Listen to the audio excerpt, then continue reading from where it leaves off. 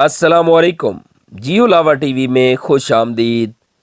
میں ہوں سلیم طاہر۔ ایک نظر ڈالتے ہیں آج کی نیوز پر۔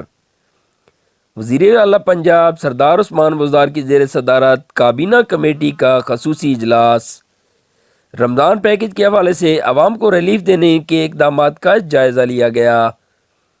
وزیر اعلیٰ پنجاب سردار عثمان بزدار کا رمضان المبارک میں صوبے کی عوام کو ریلیف دینے کے لیے 7 ارب روپے کے رمضان پیکج کا اعلان۔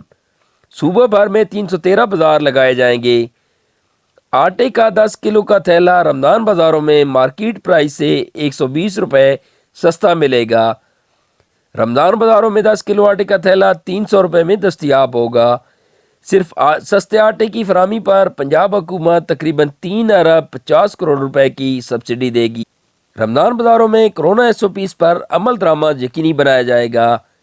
خریداروں کی زندگیوں کی تحفظ کے لیے سماجی فاصلہ برقرار رکھنا لازمی ہوگا۔ رمضان بازاروں میں زرعی فیئر پرائس شاپس لگائی جائیں گی۔ زرعی فیئر پرائس شاپس پر پھل اور سبزیاں 2018 کے ریٹ پر صارفین کو دستیاب ہوں گی۔